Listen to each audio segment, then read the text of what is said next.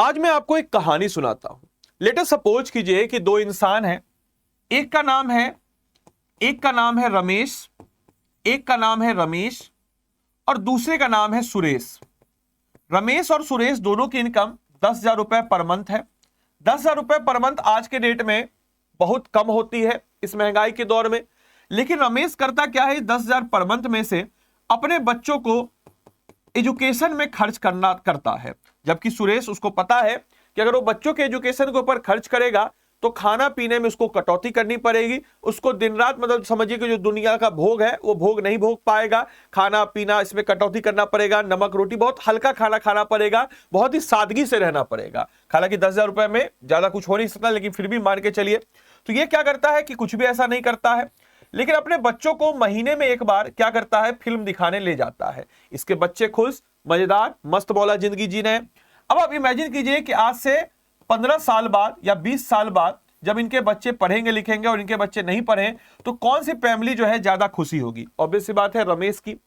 तो शिक्षा वो दूध है, वो शेरनी का दूध है जो कि आपको दहाड़ना सिखाता है।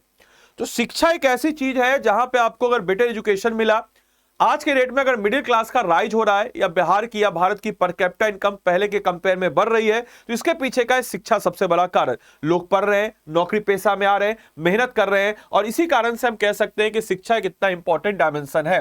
तो बिहार का नया सेक्शन ब्लूप्रिंट, यानी कि बिहार का एक नया एजुकेशनल ब्लूप्रिंट है जहां पे सम्राट चौधरी के कैबिनेट से एक 63 एजेंडों पर मोहर लगी है।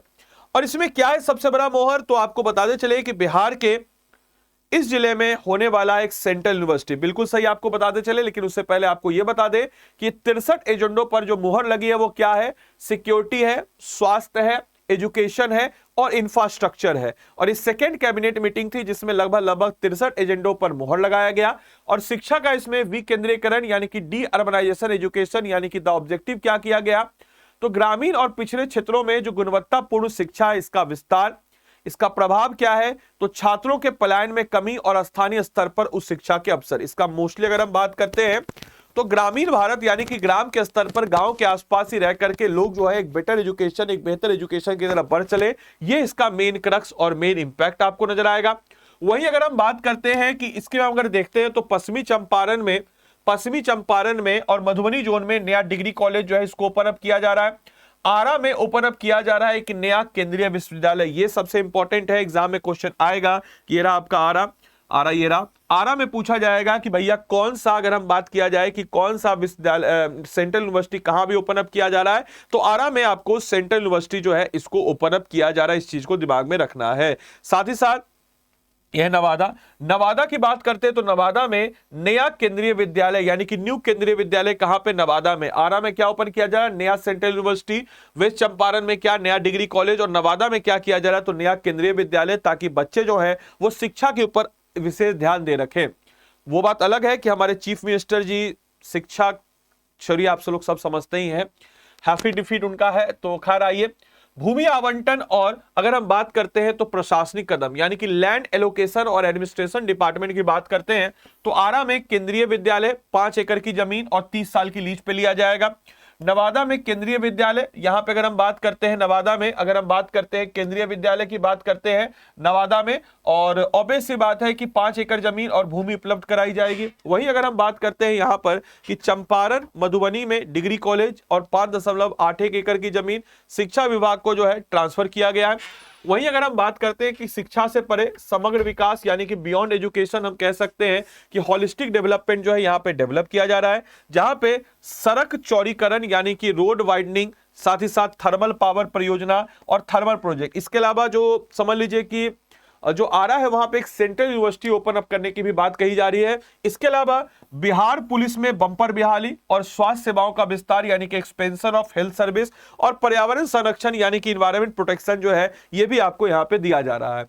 अब यहां से क्या क्या बदलेगा? ऑब्वियस सी बात है कि बुनियादी ढांचों का निर्माण होगा, इंफ्रास्ट्रक्चर क्रिएशन होगा, और इस इंफ्रास्ट्रक्चर के कारण हजारों छात्रों को वो अवसर मिलेंगे। इसके अलावा युवाओं के भविष्य के लिए नई दिशा होगी। और यह सिर्फ भूमि आवंटन नहीं, यह बिहार के ग्रामीण युवाओं को उनके गृह जिलों में सशक्त बनाना, यानी कि उनके घर पे, उनके होम पे उनको मजबूत बनाने के पीछे की एक अहम पहल जो है इसके ऊपर नजर आती है। इसके अलावा आप इसी प्रकार से कुछ करंट को स्टैटिक के साथ जोड़ करके पढ़ना चाहते हैं तो आप लोग के लिए है सारथी बैच। आप इस सारथी बैच में जुड़ करके अपनी तैयारी को चार चांद लगा सकते हैं। मेरे भाई, आप किसी भी कोचिंग में पढ़ते हो, किसी भी संस्थान में पढ़ते हो, कहीं पे भी आप पढ़ते हो, लेकिन आपके बकेट लिस्ट में सारथी बैच जरूर होना चाहिए, क्योंकि इसमें 1999 में हम लोग सारे के सारे टॉपिक्स को कवर करते हैं। इसके अलावा इसमें आपको निर्णायक टेस्ट सीरीज भी मिलता है, प्रैक्टिस, एनालिसिस, रिवीजन, ये सारी चीजें मिलती है। 4 मई को से बैच इसमें शुरू हो रहा है। 5000 MCQ based BPSC latest pattern पर आधारित है। Exam oriented previous year question based expected question है। टॉपिक वाइज कवरेज है। हर प्रश्न के साथ स्पष्ट व्याख्या की सही है तो क्यों सही है, गलत है तो क्यों सही है, इसका विस्तृत समाधान किया जाएगा। और इसमें जो है कॉन्सेप्चुअल क्लियरिटी आती है और मिस्टेक जो है रिपीट नहीं होते, यानी कि हर दिन 20 से 50 एमसीक्यू सॉल्व करना, कंसिस्टेंसी ऑटोमेटिकली बिल्ड होती है। इसके अलावा score analysis, accuracy percent, weak topic track, और इससे जो है स्टूडेंट को क्लियरिटी समझ आता है कि कहां इंप्रूवमेंट चाहिए। इसमें आपको MCQ PDF, revision notes, crux material, current affairs, magazine include, इसके अलावा क्विक रिवीजन के लिए बहुत हेल्पफुल है। Polity, history, geography, economy, science, Bihar special, current affairs, हर एक पॉइंट ऑफ व्यू से आपको subject wise, topic wise practice कराया जाएगा। चैप्टर वाइज एमसीक्यू स्टूडेंट्स के लिए, और इसमें वीकर एरिया आइडेंटिफाई होगा और फोकस तरीके से आप कर सकते हैं। इतना ही नहीं, टाइम बाउंडेड क्विजेज होगा, साथ ही साथ real exam experience, speed, accuracy improve होगा, एग्जाम प्रेशर, ये सारी चीजें हैंडल करना इसमें बताया जाएगा। टेस्ट सीरीज भी होगा। अगर आप इस बैच में इनरोल करना चाहते हैं, आदि लाइव कोड लगाएंगे, मेरा मेंटरशिप मिलेगा। साथ ही साथ आपको इसमें हमारे जितने भी टॉप फैकल्टीज, सबकी क्लास, अमित श्री, अमित सर, वेद सर, अंकिता मैम, सबकी क्लासेस का एक्सेस इसमें आपको मिल जाता है। तो मेरे भाई, आपको अगर इस बैच में इनरोल करना है तो स्टडी IQ के ऐप या वेबसाइट, जो भी आपको सहूलत लगे, उसमें आप चले जाएंगे। यहाँ पे आप क्या करेंगे तो सारथी MCQ बैच में जाएंगे, इसमें बाय नाउ पे आप जाएंगे। बाय नाउ पे जाने के बाद यहाँ पे आप आदि लाइव लगाएंगे, आदि लाइव कोड लगाएंगे। आदि लाइव कोड लगा करके 2000 रुपए में आप इस कोर्स में इनरोल करेंगे। याद रखिएगा, कोड आपको क्या लगाना है, तो कोड आपको लगाना है आदि लाइव। आदि लाइव कोड लगाएंगे तभी आप इस बैच में इनरोल कर पाएंगे, और इस बैच में इनरोल करके आप अपनी तैयारी को बेहतर करेंगे। ये मेरा नंबर है 8789847319, आप हमको इस पर व्हाट्सएप कर दीजिएगा और हम आपको आपके मेंटरशिप ग्रुप में आपको जोड़ देंगे। तो चलिए मिलते हैं अगले सेशन में, तब तक के लिए सारे बच्चों को bye bye, take care, thank you and thanks for watching this session.